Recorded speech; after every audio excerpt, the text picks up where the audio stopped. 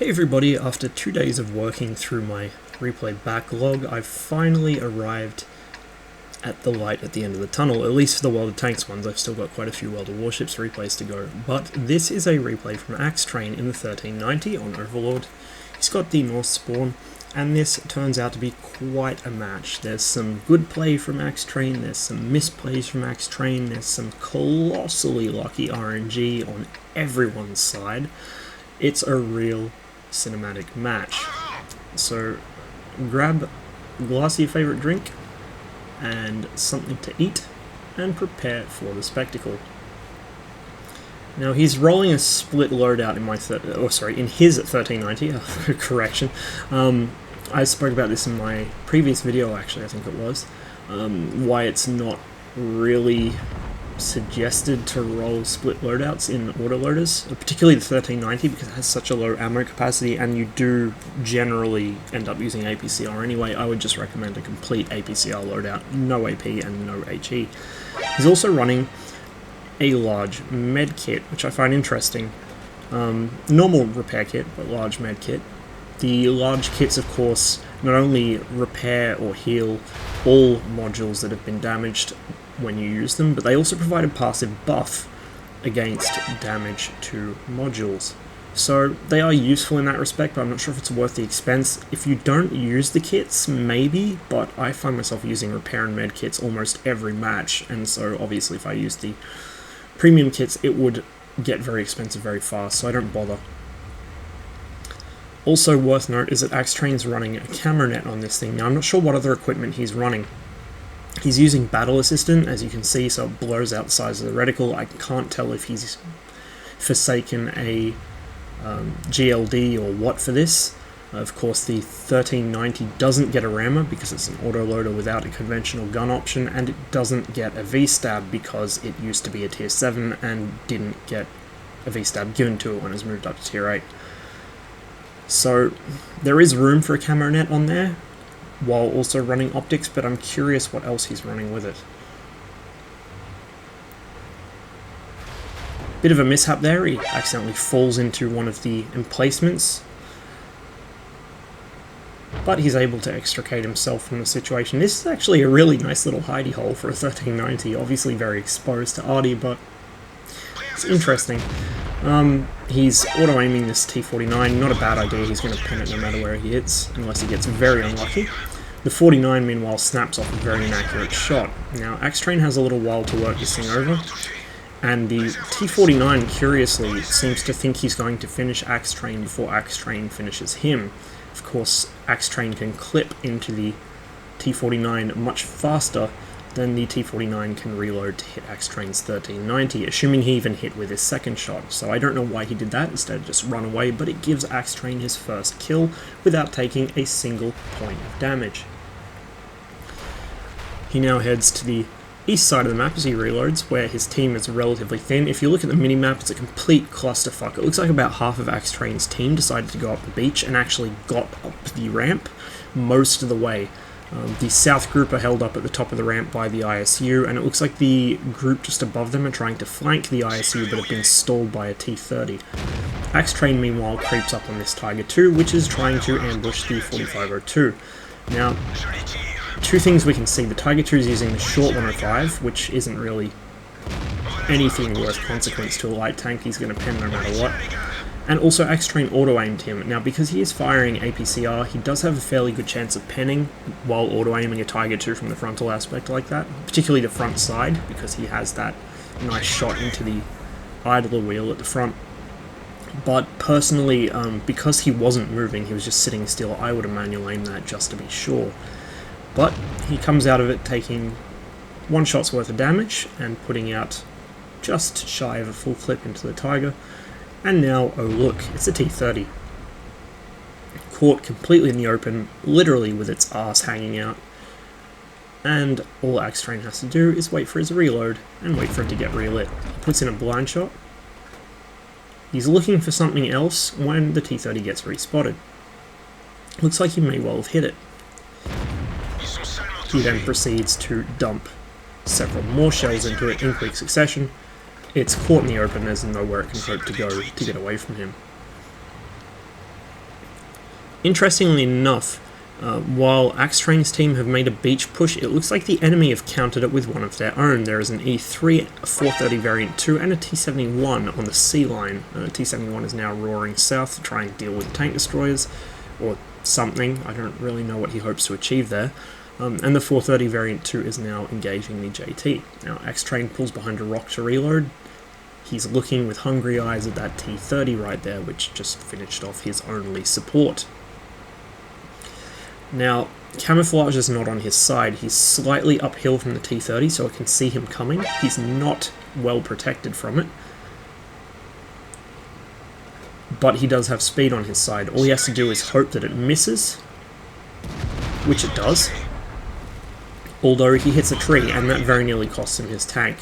You've got to be careful when you're trying to circle heavies or tank destroyers. Don't hit trees or walls or any kind of destructible terrain object. It will slow you down and it will get you killed. Axetrain sees that the T-30 is catching him up with its gun and widens the circle before making a getaway. The correct move in this case, even if he didn't have to reload, opening the distance between himself and the T-30 and running, best option. You can always come back for a second go at it later. You can't come back if you're dead. Nevertheless, he does take a huge hit from it on the way out. Obviously, it still had clear line of sight to the back of his tank. He avoids the Arty for now. The T-30 is too close to it, and will easily be able to kill Axetrain in support of the T-92. And so he goes to rescue the friendly Foch from the T-110E3, which is bearing down on it. It's a very close game. The Waffenträger, meanwhile, is separating out from the herd, never a good idea, and looks to be heading for the T-30. When it's this close, you need to stay with your teammates. You cannot separate your team out unless there is actually a chance of one of you capping fast while the other two hold off the enemy. This isn't one of those situations. There's no chance of a cap fast. The T-30 is too close to his own base, and so the best option is to stick together and deal with the E3 as a team, then go back for the T-30, with hopefully more than one survivor alive to deal with it. Now, the E3 does get the Foch, prompting Axetrain to charge in before he's even loaded. This is really risky, but he does get away with it, as the E3 is really stupid. He knows that you can scrape light tanks off against wrecks or terrain, but he doesn't seem to realise when it's an appropriate thing to do. He also doesn't seem to be able to make up his mind which direction he wants to turn. Personally, if I was Axetrain, I wouldn't be auto-aiming right now. I would be aiming for the tracks. I'd try and put a shot through the drive wheel, the drive gear right underneath the rear of his tank. Potentially that could penetrate into the fuel tanks and the engine, but at the very least it would get him tracked. And then he would either have to burn a repair kit or wait until he's repaired before he could even think about turning to do anything about Axetrain. And of course Axetrain did bounce 2 shots out of that clip, so he lost some potential damage there. Now, the very stupid E3 is pushing Axetrain with some success. He could have actually killed him here. It looks like he's trying to shove him off the cliff or down the hill, but it's not a very steep hill, and Axetrain, in fact, now parachutes down it while using the E3 as cover to get away from the charging T-30. The E3 slowly begins to turn, down comes the T-30, loses a bunch of hit points in doing so, which will help Axetrain later, and scrubs his shot totally. Nice little bit of luck there. Now, at this stage, if I was Axetrain, I'd probably be shitting my pants. I don't know if he was shitting his pants at this stage, but it's a testament to his ability that he was still able to think clearly at all. When I get to this kind of stage in a game, my hands are shaking so badly I can barely aim. With 6 AP rounds left and 2 APCR, Axetrain is forced to stick with the AP now. If he tries to load APCR, he won't have a full clip. He nearly tracked himself there. You've got to be very careful. Landing jumps, if you land with any sideways momentum in just about any tank, you will track yourself. You've always got to make sure you land with forwards momentum or with none at all. Sideways, bad, don't do it.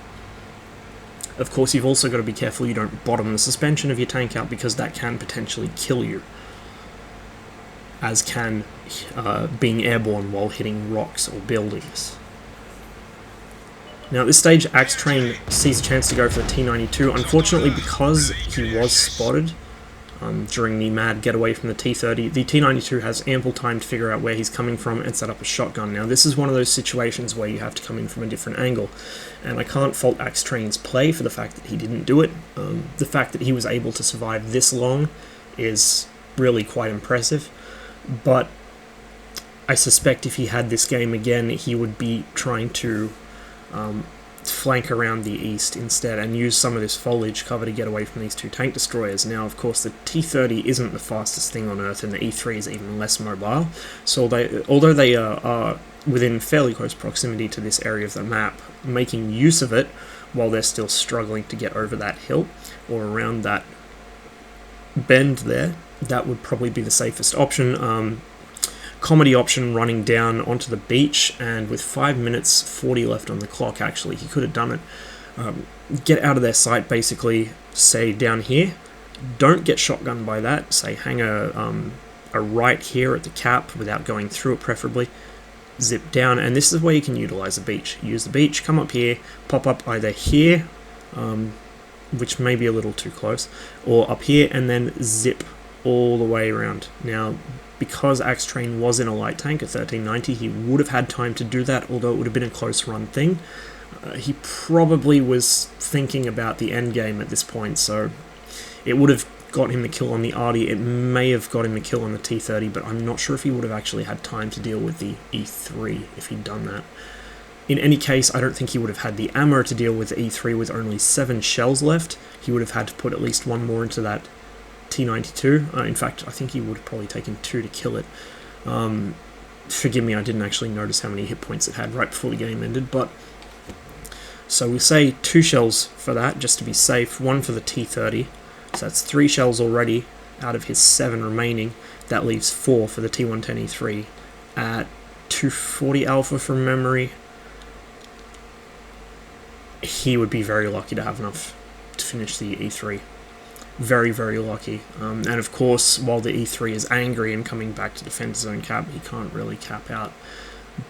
So, in hindsight, once you kind of put a bit of analytical thinking to it, it's actually quite possible that this match would have been unwinnable for Axetrain, even had he played perfectly with no flaws. He just did not have enough ammo to reliably carry the game.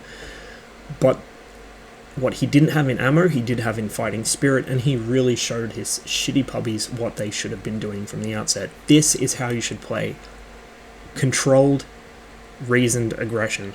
Not hiding in the back chai sniping, not beach rushing like a moron and then getting cut off on the ramp by a TD. That's fucking stupid. This is how you play. Use your mobility, use camouflage, use your gun on enemy tanks preferably. Use what the game gives you to make it exceedingly difficult for the enemy to get a good line on you and finish you off. Axetrain did get some help from RNG. The T-30 shots seemed to be going wide just about every other shot, but he did play a fantastic match, and he really gave the enemy a good run for their money. This is what a good light tank game looks like. The only way it could have been better is if it had been a win, and had any of Axetrain's teammates really bothered to contribute to the match, it would have been a win.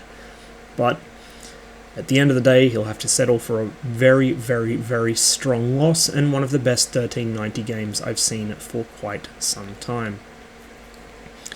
I hope you enjoyed the video.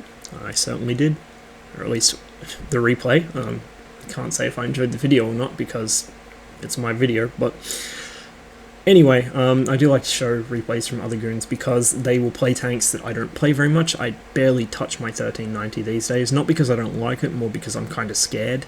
I love the 1390, but I'm very bad at it, and I kind of feel bad if I mess up my hilarious AMX 1390 stats from when it was still a completely broken, overpowered tier 7. But they also do show different play styles. I probably would have played this a little differently than Axetrain did, but you know, it's interesting to watch and interesting to see how other people play the game. At any rate, that's it for this match, so I will see you on the next one.